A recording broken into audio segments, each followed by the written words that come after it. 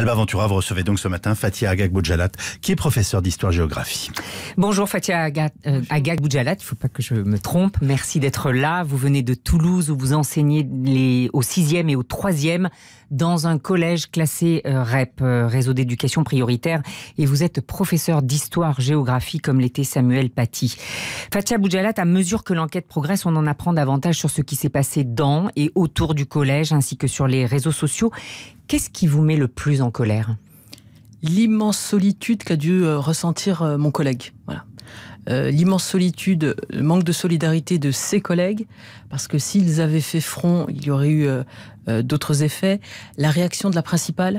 Je sais que Libération a démenti, et le ministre Blanquer, l'idée de sanctions.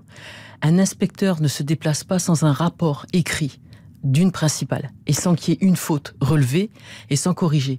Quelle est sa faute exacte à la principale du collège de Conflans-Sainte-Honorine ? Quelle est sa faute ? La première faute, c'est de ne pas avoir vérifié qu'en fait la jeune fille n'était pas en cours, et que donc il y avait déjà un mensonge, et que elle avait été exclue 2 jours pour d'autres raisons, et que c'était un stratagème aussi de sa part.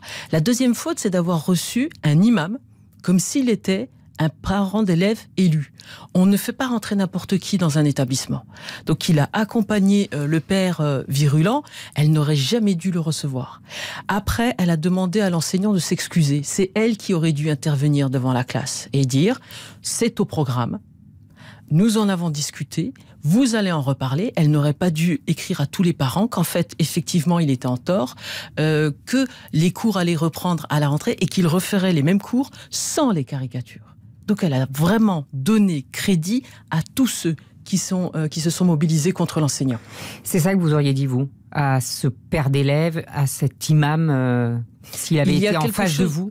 Oui, il y a quelque chose qui fonctionne, c'est l'autorité. L'autorité, elle s'incarne. Sylvien, ce père a refusé de rencontrer l'enseignant. Donc ça prouvait bien qu'il était dans une démarche militante, agressive, virulente.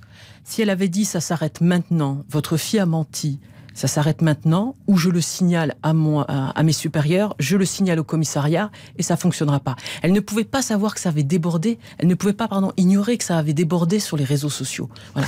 Mais vous parlez d'autorité, ça veut dire qu'elle a fait preuve de lâcheté, ou que l'éducation nationale, ou votre hiérarchie fait preuve de lâcheté ? Mais globalement, je vais même vous dire quelque chose, parce que j'y réfléchis beaucoup depuis plusieurs jours. L'éducation nationale, c'est le temple des lâchetés. C'est le temple des lâchetés. Voilà. Je ne comprends pas pourquoi on couvre la faute de cet inspecteur qui allait sanctionner cet enseignant, lui rappelant les règles de la laïcité. Pourquoi on couvre cette principale ? Je ne comprends pas cette démarche.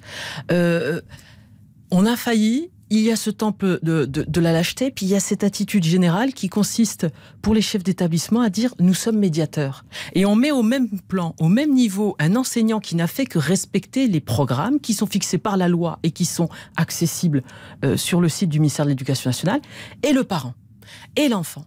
Et maintenant, les chefs d'établissement se font passer pour des juges de paix, des médiateurs. Elle n'avait pas à organiser cette médiation, elle avait à respecter et à rappeler la loi.